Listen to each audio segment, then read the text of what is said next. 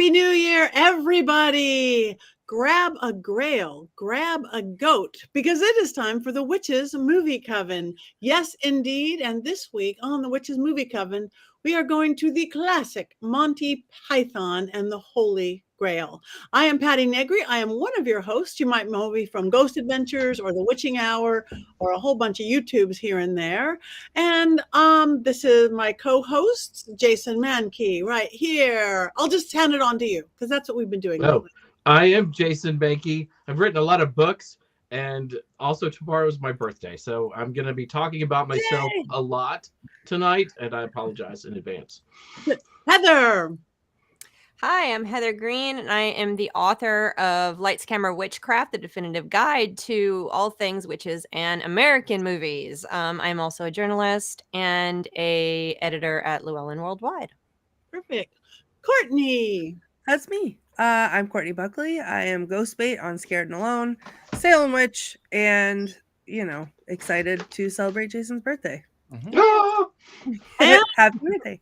Yay, happy birthday, Jason. And King Richard-Lael. That would be correct. I'm going to tell you this. I'm actually Lord Reverend Richard-Lael Lillard. Of course, I paid $50 for the Lord part, and I paid $50 for the Reverend part.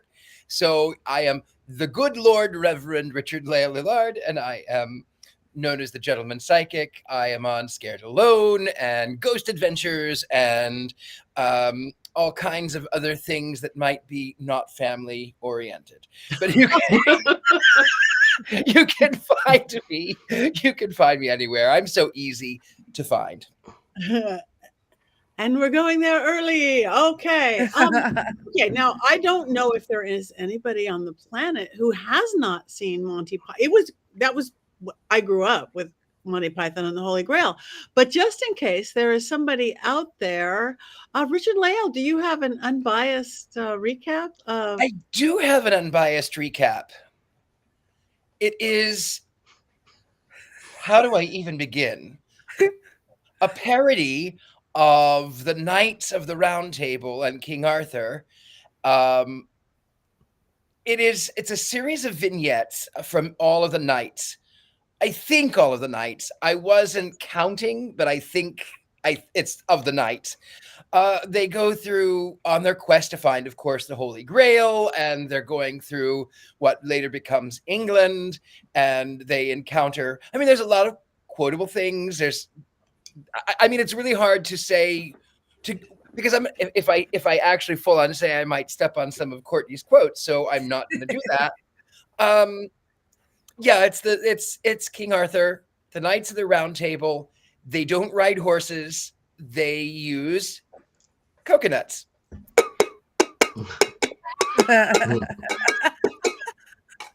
And they encounter they encounter people that need like the Black Knight, and they slice off arms and legs and limbs. And I'm not going to tell you what they say because that's a Courtney thing. And I have it all.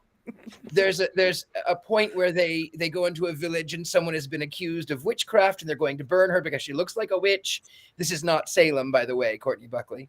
Nope. So there's all. I don't even know how to begin. If you haven't seen it, the only thing that I can say is that it's a parody of King Arthur's court. That's all that I can say. It doesn't really have a plot. There's no plot. You're in a terrible situation. It doesn't really have a plot. You're exactly right. And I all day long, you have no idea how I was like, what am I going to even say about it? There's no plot. What am I going to say? So part of the problem is, Richard-Lael, is that you're trying to avoid upstaging Courtney with her quotes, and unfortunately, this movie is most known for its quotes and is most well described through its quotes with each vignette. So you're doing you have a really tough job this week. Well, that's all I'm going to say is that it is a parody of the King Arthur and the Knights of the Round Table. That's it. Go watch it for yourself. Or don't. I don't care. It's a quest for the Grail. It's a quest for the Grail. Isn't life all A Quest for the Grail. All right. Well, I don't know if this is in your book or not, Miss Heather, but do you have our academic official kind of Heatherishness? Well, let me move these coconuts out of the way so I can just get my little notes that I took. This is not actually, and that's the wrong notes. They're over here. It is not in my book. It's a British movie. Clearly made in released in 1975 jointly in the UK and here. And you know, this is the first movie that the Monty Python crew did after their somewhat successful, bizarre, what is it, flying circus that they did. And it was low budget, and when they first proposed it, apparently the British movie industry turned it down. They couldn't get funding. So who did they get funding to? I bet Jason knows. Pink Floyd and Led Zeppelin, baby. Woo! Yes, and a number of other record industry, music industry folks put a ton of money into it. A ton of money, of course, was not a ton of money by movie standards, but it was enough to make the film. Although a lot of stuff was revamped because they didn't have budgets for horses, for example. That's how the coconuts became a part of it. And a lot of other things like the ending and a lot of dreams they had, they couldn't do because they didn't have the big budget. They for example, every castle is the same castle. If you're watching it, every castle is filmed at the exact same castle. Apparently that was because that's the only place they were allowed to film, the only castle. So they all were the same castle. So of course, so if you so I said Led Zeppelin, Pink Floyd funded it. That's a really neat part. In fact, the follow-up, Life of Brian, they also couldn't get funding, and it was I believe funded by George Harrison. So that is correct. You know, yep. So that's a lot of the fun stuff. The movie has lasted. It's a bizarre, bizarre comedy. It's very British comedy. It's very Monty Python. You have to like this sense of humor. It's smart. It's intelligent. It's meant to poke fun and to prod everyone.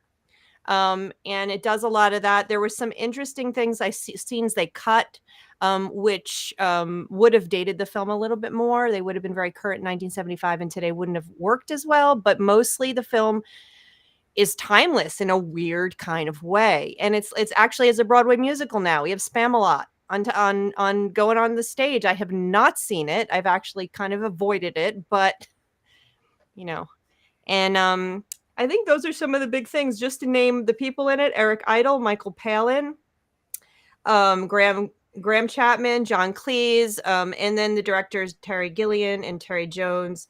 And you might know that Terry Gilliam went on to do Brazil, if you've seen that, The Fisher King, 12 Monkeys. Those are some more prominent films that you might know of. Time Bandits. Which one? Time Bandits.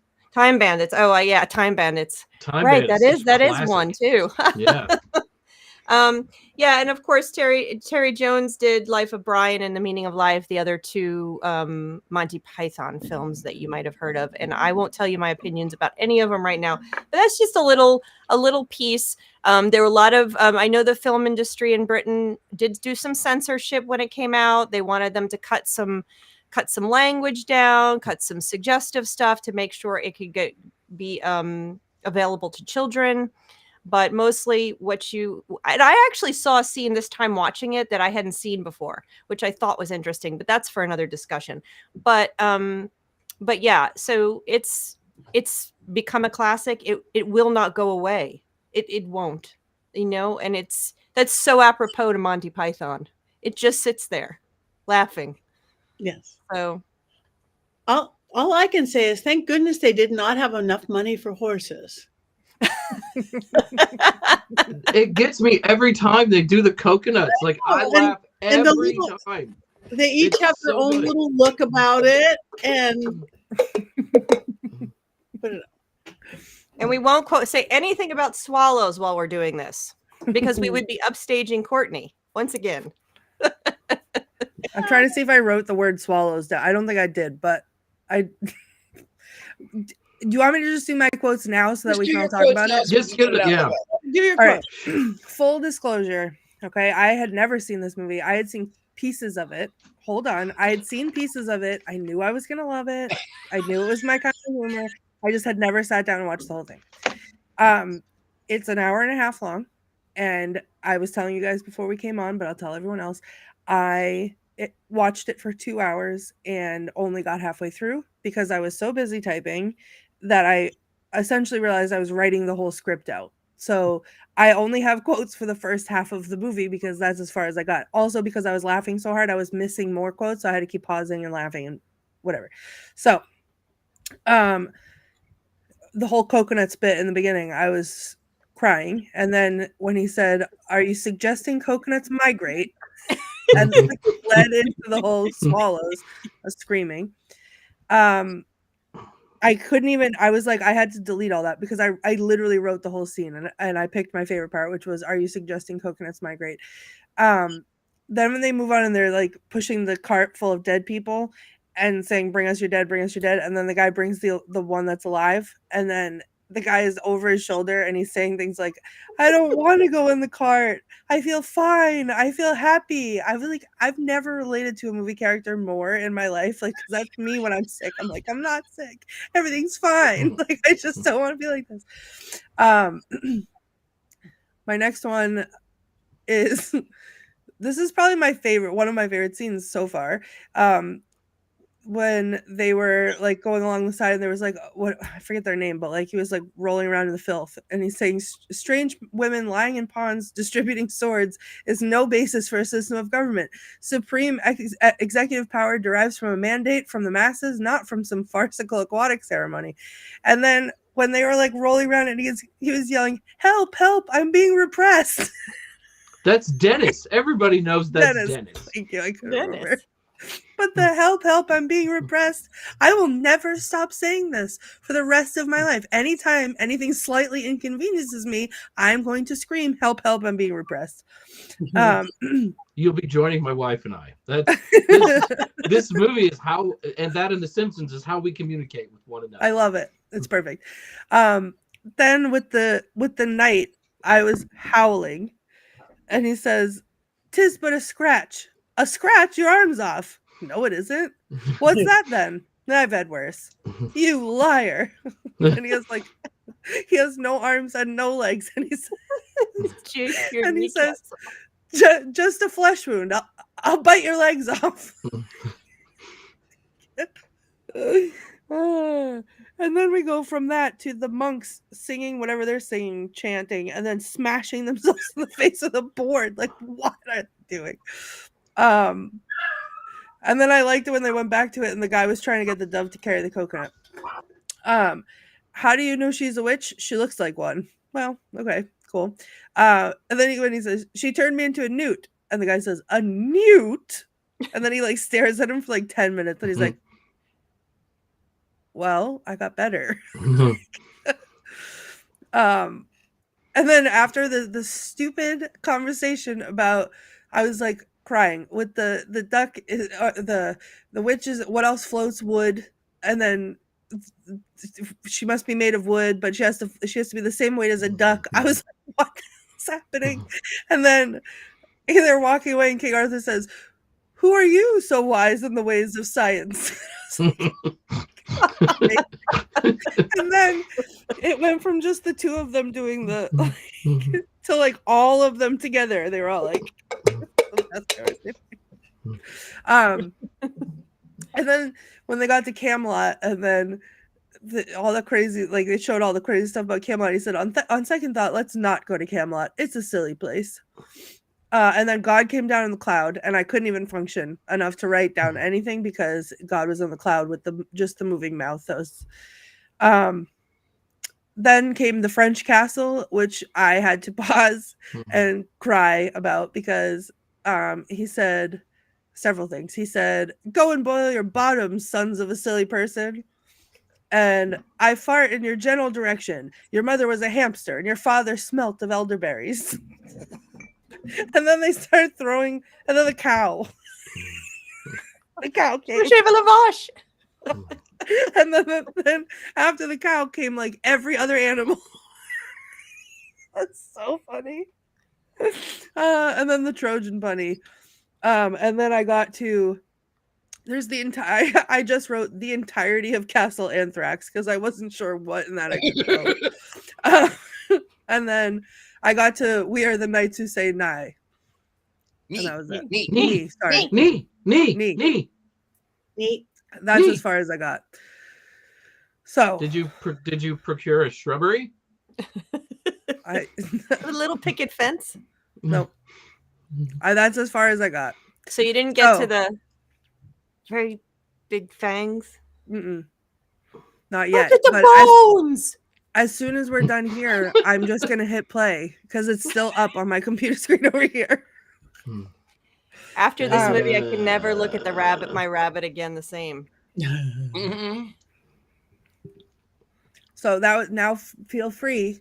No one's stealing my thunder. We can quote away. Okay. Jason feels like he can. Shoe were released. Go, Jason. Go, Jason. Go, Jason. It's just, the movie is a series of sketches, right? So it's really hard to talk about the movie without talking about the quotes from the movie, because that's all anybody really remembers, because as we've found out, there is no plot that can be summed up. Knights go on quest for Grail, do other things instead, right? I mean, you want to talk about brave Sir Robin's, running away and run away. It's just, it's so intensely quotable. Holy hand grenades of Antioch. I mean, yeah. I don't know. I don't want to just repeat the quotes, but it's so hard to talk about without talking about those little scenes and saying some of those little things. Well, you can now that she's done her quotes, we can quote and talk about scenes because that's all there is to talk about. Yeah. I must say, I wish there was more music. I just love when they would break in, whether it's the monks hitting themselves or the silliness of Camelot. They were Or really the prince who has to marry the princess and sends the arrow. Yeah. No, you don't. That's a fun scene. The French scene where he does say yeah, I fought in your general direction. That actual was one of the things the British government film industry wanted to remove. They wanted them to remove that particular line for children, but they won the battle on that one. Thank goodness. And it's actually one of the most well-known quotes from the movie. So, yeah. I'm going to say Jason is going to turn his light off on this one. I've got it right here. I'm holding the light. I can stand it by the vignette. I can stand it by the lines. The little jokes are funny. I did not like watching the movie. I've never seen it before, and I will never watch it again because I did not enjoy having no plot. This gets the rare turnaround. Oh. I believe the word he used was unforgivable. But I'm gonna jump in here, Richard-Lael, because you're not alone, because it is an acquired taste. Monty Python's humor is not for everybody, and it's never been for everybody. It's their own thing, and you either go with it or you don't, and that's just the way it is with them. It's like, it's like almost all comedy. It's not meant, but it's an acquired taste. And I actually like The Life of Brian better than just as a whole, better than this movie. This movie is more well-known and more quoted probably, but I love to pieces The Life of Brian, and I will quote that movie as much randomly in my head or out loud as is appropriate. But most people won't pick those quotes up. Most people know this one more for whatever reason. I think Life of Brian is a little more charged, because of its topic. I will admit that when I started watching it yesterday, like I was on Netflix and it was like, do you want to start where you left off? Because I think we'd watched 45 minutes of it and then we're like, okay, let's do something else. Because it is a movie of vignettes and you can just put it on for 20 minutes and laugh really hard and then stop it and walk away. And it's not like a movie like Lord of the Rings or a Harry Potter film where you kind of feel like you have to get to the end because there's really no ending to it. You can just enjoy little scenes, or you can just look up bits and watch them on YouTube, which I did again today because I was, we were going to talk about the movie because they're funny, but it is a lot to sit through. I'll admit that. To me, it's the words. It's how it's like you listen. This is not Shakespeare, of course. You listen to Shakespeare, you watch Shakespeare, and the flow of the words and the meaning and all this. That's how I am about Monty Python. Again, I grew up with them. I watched everything that they did. I listened. I remember having cassette tapes of Monty Python and knowing them word for word for word for word. And when I met my husband, 20 years ago now, he knew Monty Python word for word, not just quotes. I mean, bit after sketch. So to me, those vignettes are yes, they're just little vignettes and they don't fit together, but it's like it's non-Shakespeare. It's how they flow. Whatever that no punchline weird Monty Python is. I am not educated enough to know what that is, but I love it. And sometimes the randomness is hysterical. And to be fair, like I said, the little vignettes in and of themselves, I found them entertaining and humorous, and I love the jokes. I thought they were pretty clever. The coconuts, the no horses was funny. I fart in your general direction. 'Tis but a scratch. She looks like a witch. Individually, I go, okay, that was pretty clever. I like that. That was pretty good. I like that. But I think it was just an hour and a half of one thing after another with no direction. That's where I went. I 5 minutes. I can watch one scene, fine. But I all in one sitting, I did not enjoy it. It was and that's their thing. They came from the sketch comedy, and my absolute and I love like I said, Life of Brian, and have long enjoyed this one too, and also have not always watched the whole thing. And it is vignettes. I agree with all of them. But one of my favorite Monty Python vignettes is probably one of their most favorite ones, of course, is the Dead Parrot skit. And that's a perfect example of their comedy in its best form. That is what they do best right there. And if you haven't seen the Monty Python parrot sketch, you need to look it up. It is absolutely hysterical. It's brilliant. That one. It he is. was alive when you bought him. He's pushing up the daisies. that one, just every time I could watch that over and over. And I think they actually built a giant parrot in a park in London, I believe, to honor Monty Python. It was a bunch of years ago. There was like a giant dead parrot in the middle of a park in the UK to honor Monty Python. So that is a very good example of what they are really good at and what they were trying to do here in this movie and in Life of Brian to a degree too. Although I think Life of Brian had more of a story. It was Jesus. So, can I say something that may make everyone turn their lights off on me? Oh no. Oh yeah. I'm ready to go there. I like we could all be farting in your general direction if you're not I'm careful. Prepared for it. I immediately liked it because it reminded me a lot of Your Highness. Why am I not surprised? I am not surprised at all. I mean, obviously they're very different, but it's the stupidity. It's the same stupidity that makes me laugh like until tears come out. So and the questing, obviously. The questing. That's the questing. Right. Well, I mean, Monty Python has been so influential. Without Monty Python, there is no Saturday Night Live. The movie I originally wanted to do, Anchorman, which was not a witch movie at all, so we really couldn't do it, is a lot like this, and that it has no real plot. It's just a little series of bits and things. The Pythons have their fingers in so much of modern comedy. It's hard to watch a funny movie and not be reminded of something from Monty Python. And I also, as a kid, I loved PBS, and they would play the Monty Python. Was it the Flying Circus or something? Circus. And and I remember I would watch a little bit of it here and there, and I found the humor to be quite entertaining, and I enjoyed it as a kid. I mean, maybe my acquired taste has reverted. I don't know. Mhm.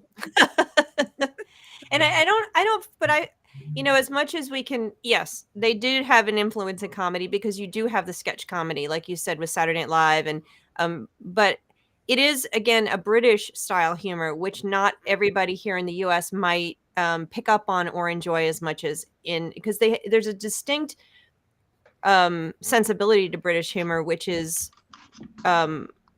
wry and dry, and does it. There's a lot of other shows that use it, and I haven't watched them. I think someone said Faulty Towers, Mhm. and what's the more recent one? I can't think of the name of it right now. But it is a distinct kind of humor, and I know a lot of people that don't like it, that just don't think it's funny. Even in bits and pieces, they don't think it's funny. They don't think the parrot sketch is funny, and then I just look at them and just. Those are the kind of people who like Cars, the movie Cars.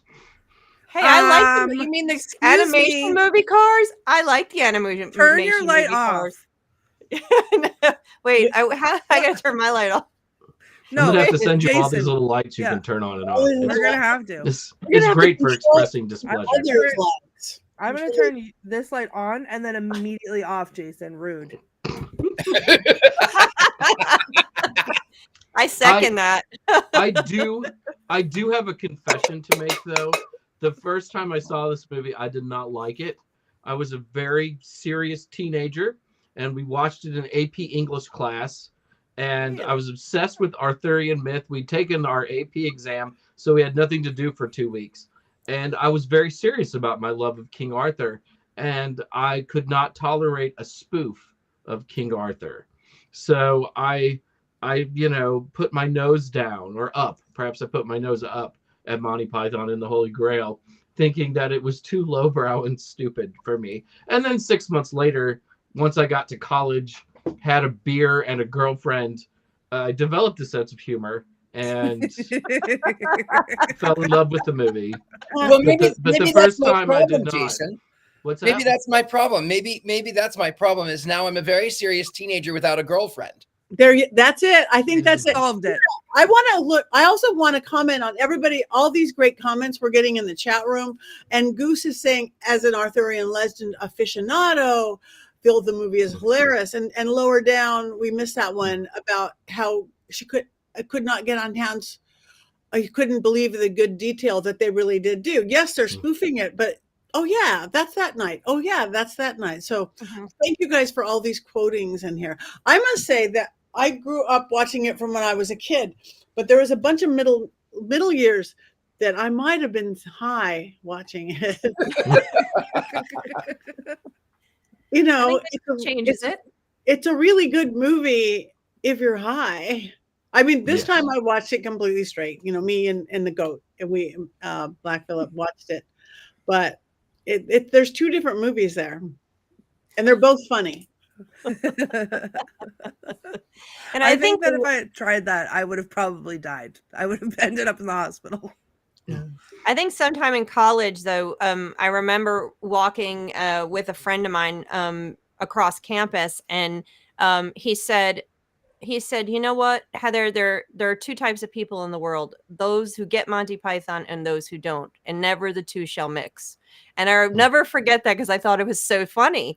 And at the time, because really knowing the quotes kind of was like, it was like you're in the in crowd. Like someone would you're at a social thing, and someone would say a quote, and then people would laugh, and then you knew the people that didn't laugh had no clue, hadn't seen the movie, and it was kind of like one of those things.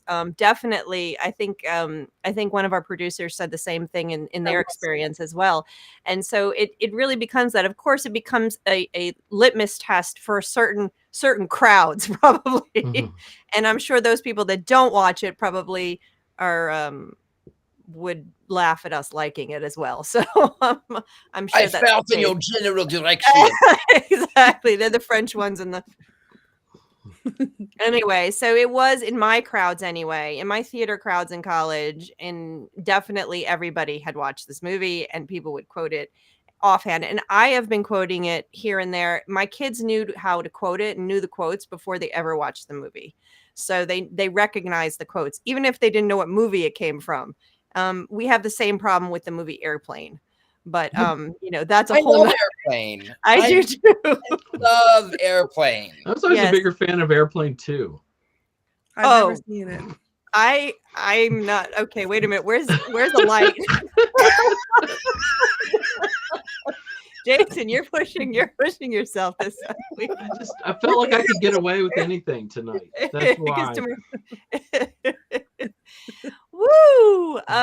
Yeah, but Airplane is one of those quotable movies too. And between that one and Monty Python, it could wear you out all day. We could have half the day being just quotes from those two movies in this house. We could. I loved it. From Airplane, the little kid who played the little kid in Airplane was a friend of mine. I was top of the world because that was a friend of mine, the little kid from Airplane. Oh my goodness. I'm gonna reserve quotes because immediately they start flooding my brain. As soon as you say that, Richard-Lael probably has the same quotes in his head right now.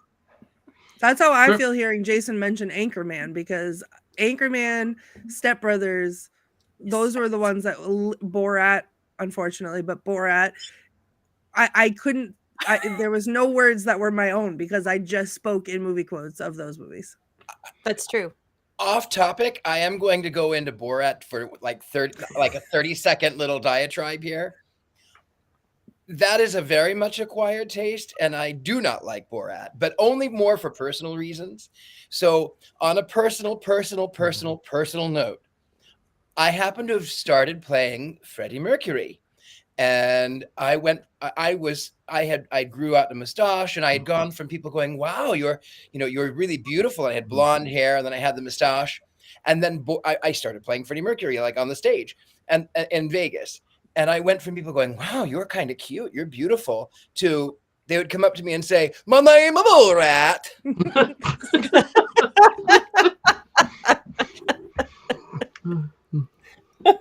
Don't, because I'm gonna start. Oh my So on a very personal level, Borat is on my very last nerve. I still haven't gotten over it 20 years later. When I say that, my wife and I talk in these quotes. We were driving somewhere, and this group had arranged for us to be taken by a different, like by a driver. Like, she was going to the same place. We were going to hitch a ride with her. And we found out the next day that she thought we were the snobbiest people in the world because apparently we probably talked in our movie quotes, Simpsons quotes language, and she couldn't find a way into that. And it wasn't like it was mean. It's just, how we talk to each other by quoting these movies and stuff, like when, Anchorman, when Ari's like, "Your hair looks stupid." That's a line from the movie, and we're just pretending to fight with each other. But that's how we communicate, and people think that we're snobs because of it, which is very sad. Very nice. Yeah. Very nice. See, I saw what you did there, Courtney. Yeah, very nice. I had to. It was like a compulsion. It had to come out because Richard-Lael did it. And that's what all of these movies we're talking about are. They create these compulsions. You just have to say it. You can't not. There's just these places where, you just are sitting there, and it's probably Jason and his wife are constantly, because they're feeding off of each other. You just have to say these things, and you can't stop yourself. And then you find yourself in an awkward situation. Possibly. Okay, so speaking of like the compulsion, Jason quoted Anchorman. I've been sitting here this whole time since he said the word Anchorman with the man punted Baxter. I can't. Baxter, just, I don't speak Spanish. I'm not even mad. I'm impressed. I can't. It's so hard because I can't focus on anything else unless they come out. Yeah. That's what makes these movies my favorite. That's why, as much as you don't want me to say it, Your Highness, I love Your Highness, because that's what I felt that way about that movie too. But that's what makes me love quotes so much, because they just become part of my regular speech, and I have no thoughts that are my own. I loved the scene. I have to admit, I love the quote, all of yes, the witch scene, yes, the tis a scratch. The one that actually made me chuckle the most was the one where the prince in the tower shoots the arrow and it hits the assistant. I don't remember his name, but it hits the assistant, and he's mortally wounded. Oh, I'm not mortally wounded. They've killed my assistant. No, I'm not dead. Okay, they've mortally wounded him. No, I think I'm fine actually. Okay, I'll just stay here. I did laugh at that one. I did laugh at that. Oh my god! I didn't even notice. I thought it was the goat. I didn't even notice. The goat turned into a cat. Turned into a Patty, witch. crazy cat. This is Gracie. Hi, Gracie. She was attacking so nice. my bottom side from under the chair, so I had to pick her up because it hurt. So she had to replace Black Phillip. Oh, he is still there. I thought maybe you had turned your goat into a cat. I was working on that. We're working on that, but no. She's a witch. Now do a newt. Now she's She fine. looks like a witch. Looks like a witch. A very modern witch. Ow. All right. You know that So what the else whole can we talk about this movie? Anything? Jason, you were saying? I Yeah, was gonna say, when we talk about movie TV quotes, there's a show called Letterkenny that we quote a lot now too. And on that show, every time somebody says "to be fair," all the characters start going "to be fair, to be fair," and now we do that with strangers when we're out and about, and they look at us like we're crazy, or we'll see somebody else go "to be fair," like doing it with us. So it is our new litmus test for people, is now "to be fair." And I've done it on this show, which makes me feel like a jerk because I don't think that the rest of you watch Letterkenny. But if I ever do that, it's because of that show, because we are creatures of quotes. Quotes. I like that. I have a question though, because we're not recently out of Courtney's the youngest here, not recently out of college. Do college students still know Monty Python, or is that do they? Well, I just turned 19, so yes, they do. My older two children who are in college both have watched it multiple times. And I don't know if that's because and not with me. I didn't make them watch it. They watched it on their own. And they both liked it. One of them watched it. I think they both watched it with friends in college. So yeah. Okay, so it's still very much. And the one thing that they did talk about I read some reading on it today, and one of the things was talking about one of the scenes that was cut was that there was not only going to be a black knight, but there was also going to be a vignette with a pink knight. And the pink knight wasn't going to let them pass unless he kissed him, unless the king kissed the knight. And I don't know how they had it written or developed. Apparently, it was cut because they felt like at the time they were trying to challenge the fears of homosexuality and kind of confront that, head on like that with this scene. But they decided to cut it. I can't remember why. And it said that they were happy after because this is one of the scenes that if it was in there today, it wouldn't have worked as well. People would have been like, what's going on? It might have seemed like it was mocking the queer culture rather than actually trying to confront homophobia. So they are glad that they actually cut that scene. So I'm trying to figure out where it would have been, but it was actually going to mirror the Black Knight. It's going to be the same scene, but I guess later. I don't know. So well, I thought it's that not was like you have to worry about where you put it into the narrative. Yeah, that's what I'm thinking about, Jason. Where would it have worked? What other bridge would he have had to cross? Yeah, no, it could have been anywhere. Maybe after the fang. We haven't even talked about the rabbit scene. And no, Merlin. let's talk about the rabbit scene. Big fangs. Look at the bones. And the rabbit flies up and there's blood and there's bones. That's all I can say about it. Moving on. That scene just always makes me laugh. Sorry. So the second part of that scene is where they enter the cave that the rabbit's been protecting. after using the holy hand grenade of Antioch. And the number of the counting shall be 3, which is one of my favorite parts. But there's a story I wanted to tell. That it's a real life story of that inscription on the cave wall. So in the movie, they're trying to find the Grail, and it's written maybe by Joseph of Arimathea or something like that. This was a point, like the year before my wife and I got married, we lived together and we were fighting a lot. And we were like, it was just traumatic. And we had a bunch of roommates and we lived in different rooms, and everybody in our house, because it was one of those big college houses, knew what was going on, right? That we were not getting along. And my brother lived with me. I want you to realize that my brother's just 1 year younger than me, which is really important for this story. So we'd been fighting and not getting along. And then the next morning I go downstairs and there's this letter that's written and it's taped to my door. And it's like, "Dear Jason and Ari, I can't handle you two fighting anymore. It's like mom and dad fighting all over again. And I hope that you two will get back together and everything will." And this is a letter my brother wrote me at like 2 or 3 in the morning, probably while stoned and very drunk. And it really ended with and all we could think of was Monty Python. And to my brother's credit, we read that letter together and laughed together for the first time in several weeks.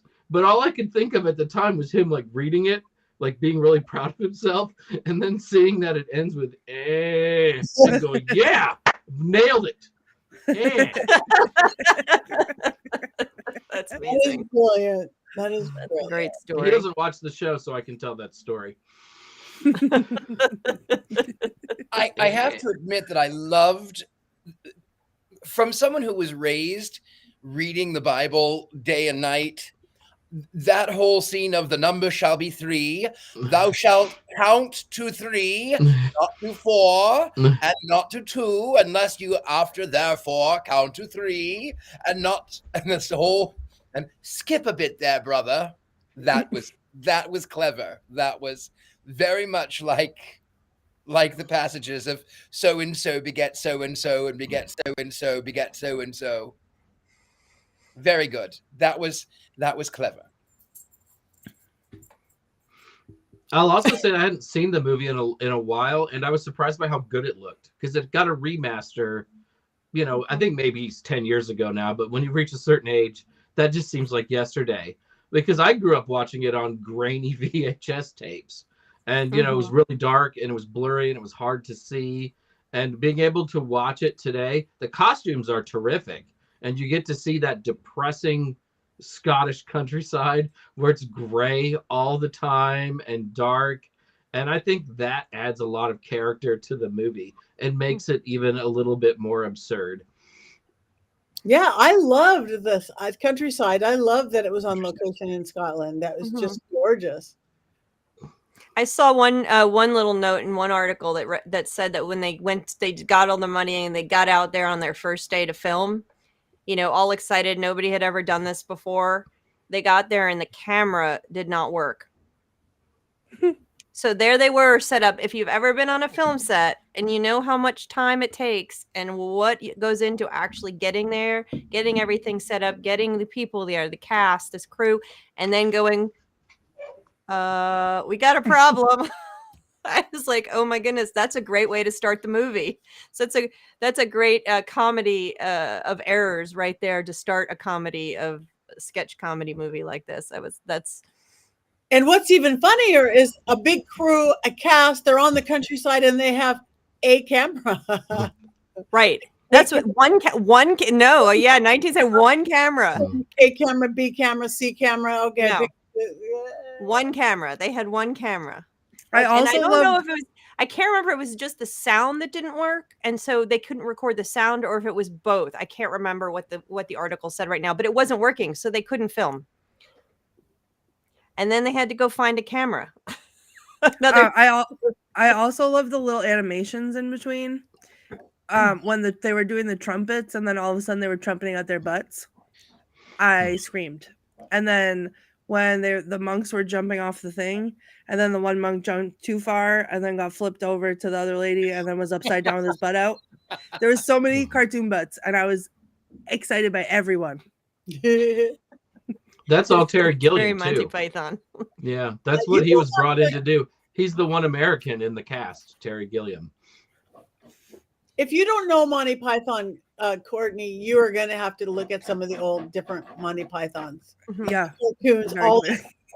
Watch Life of Brian. It is brilliant. It's brilliant. It's Easter. It's mandatory Easter watching.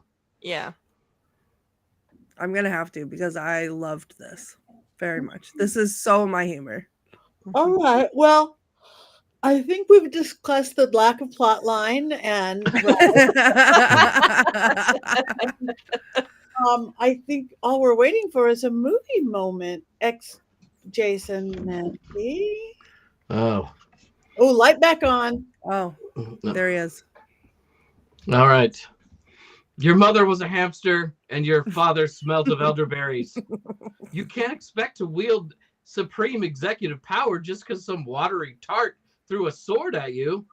Strange women lying in ponds distributing swords is no basis for a system of government. Supreme executive power derives from a mandate of the masses, not from some farcical aquatic ceremony. I got better. I'm not dead. None shall pass. 'Tis but a scratch. The scratch your arm's off. No, it isn't. What's that then? I've had worse. Just a flesh wound. What are you going to do? Bleed on me? Monty Python and the Holy Grail is the most intensely quotable movie in the history of cinema. And every time they bang those damn coconuts together, I can't help but laugh. Is there anything funnier than this movie? Most likely not. But what if I told you that Holy Grail was actually a documentary starring a group of rogue Renaissance fair actors on some really bad acid, and that the film documents over 24 murders? That's what drugs will do to you kids. Make you dress up like a medieval knight and kill people. A flesh wound? Not quite. The Black Knight lost more than 4 appendages that day. He also lost over 2 gallons of blood. And most importantly, his life. We howl in laughter, but an innocent Renaissance fair performer dies in that scene.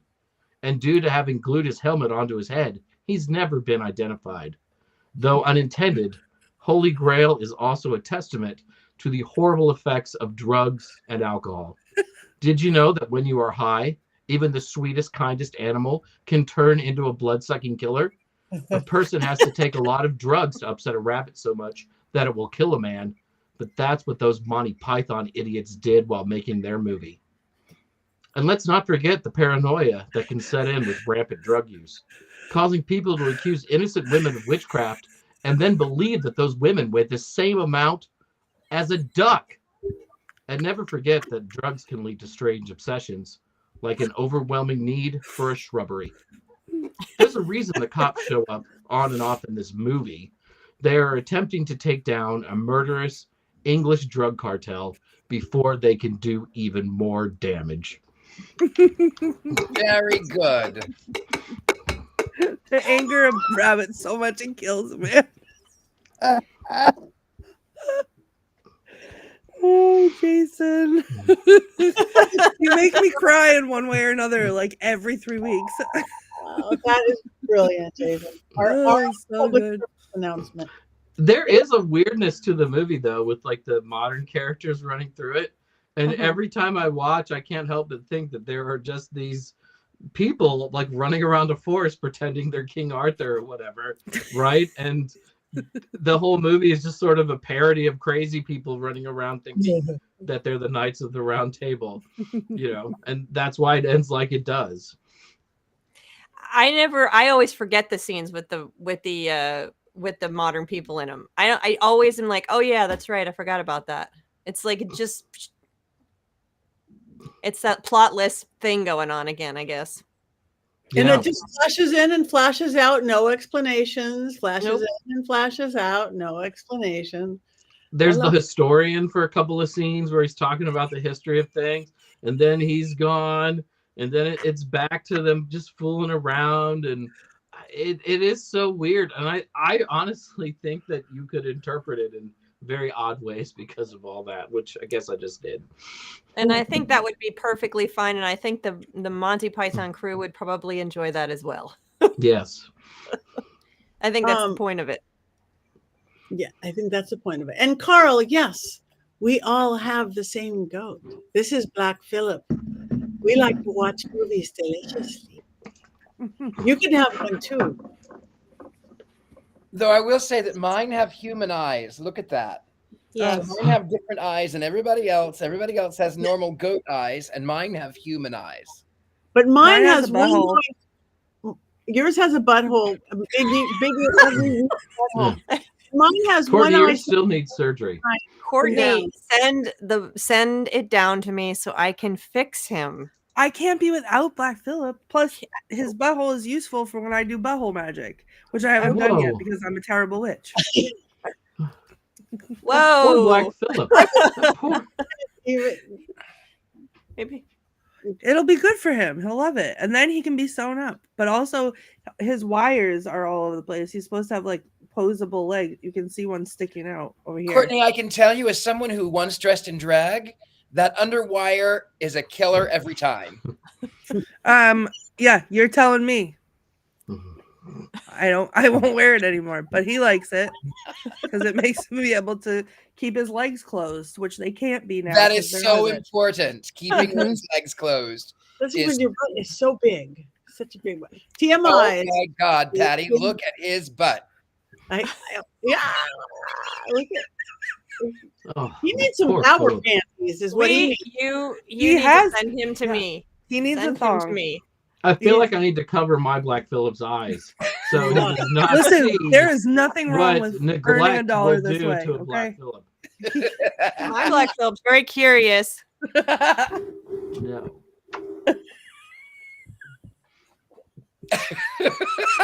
my Black Phillip eyes. This is one reason I love my husband. He fixes everything wrong. When I first met him, I had a little witch statue, a little witch riding a broom, a little tchotchke thing, and it was so cute. And the broom broke, and he fixed it for me. And she's riding the broom the wrong way. It looks nasty all of a sudden and it is still solidly glued in. Our 20 years together, the last thing he fixed was Black Phillip's eye was eaten out of by some little dachshund. He fixed it for me. One goes up, one goes down. No comprehension, no awareness. That's why I love him. Perfect. Oh, yes, write a song, Carl Franklin. The Black Goat Cult.